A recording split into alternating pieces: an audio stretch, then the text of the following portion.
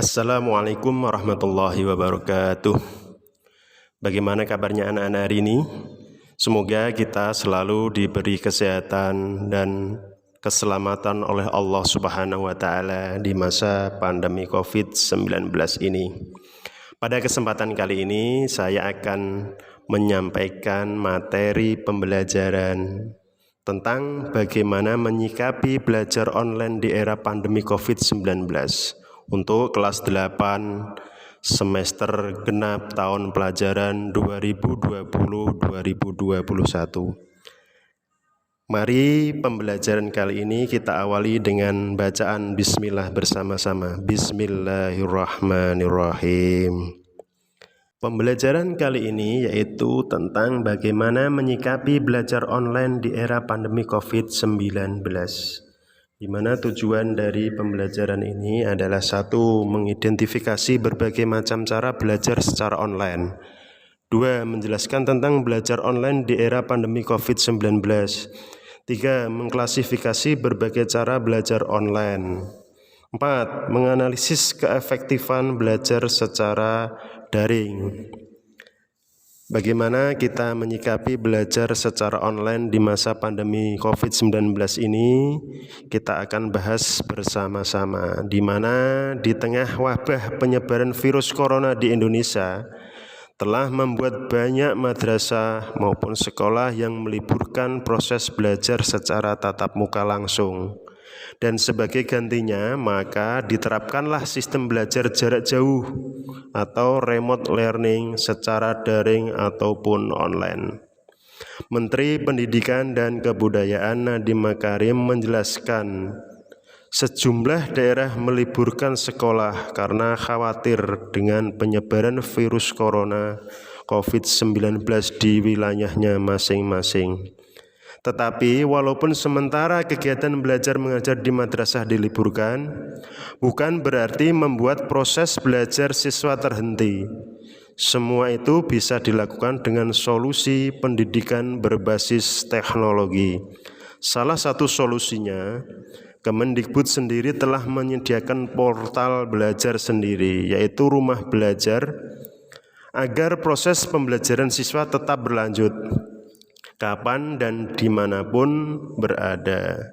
Sejumlah mitra juga telah menyatakan kesanggupannya untuk berkontribusi menyelenggarakan sistem belajar secara daring, yaitu memberikan fasilitas yang dapat diakses secara umum dan gratis melalui Google Indonesia, Kelas Pintar, Microsoft, Ruang Guru, Sekolahmu, Genus, dan masih banyak lagi.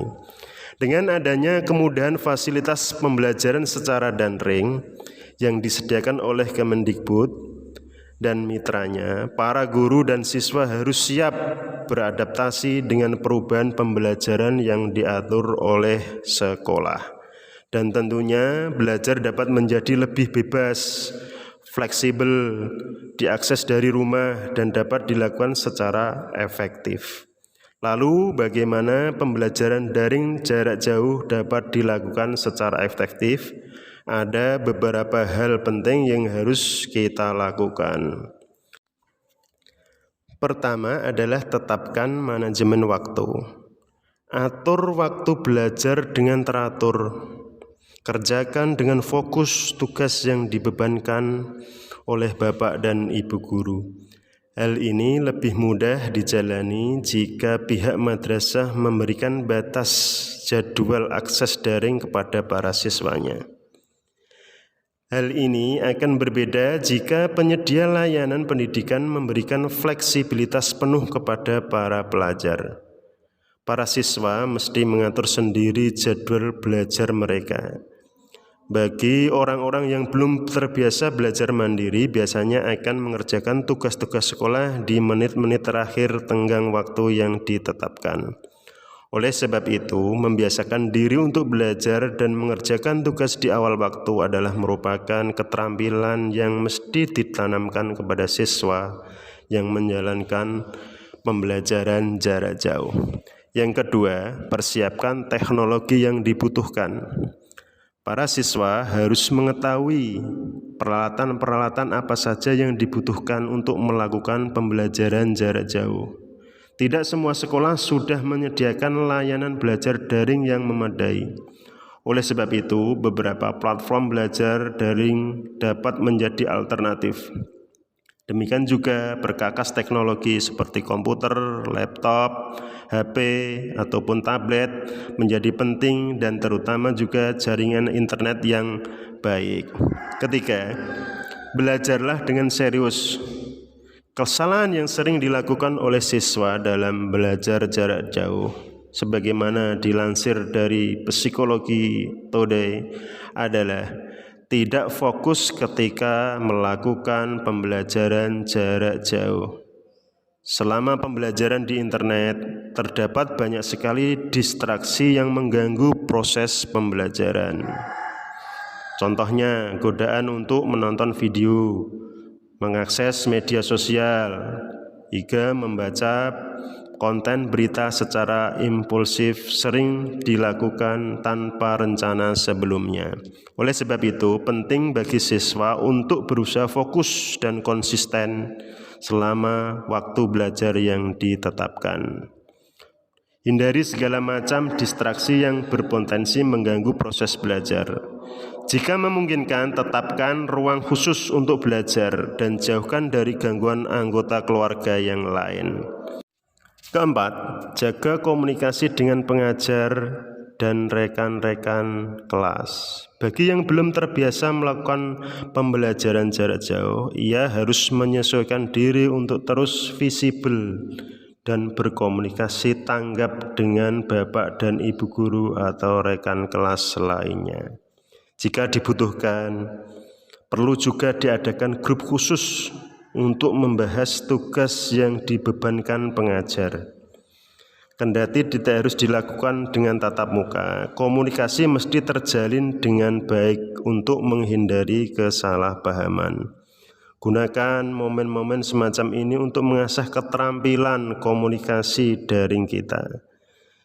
Jika memang belum yakin dengan hasil tugas yang dikerjakan, segera hubungi pengajar kita atau bapak ibu guru kita. Lakukan sesegera mungkin untuk menunjukkan komitmen bahwa kita serius untuk belajar. Kendati banyak siswa merasa kesulitan melakukan metode pembelajaran jarak jauh ini, jika sudah terbiasa, hal ini malah memberi kebebasan dan fleksibilitas sendiri yang tidak ditemui pada kegiatan belajar mengajar di ruang kelas. Di tengah penyebaran virus corona 19, pembelajaran daring harus serius kita lakukan sebagai alternatif pengganti pertemuan kelas tatap muka langsung.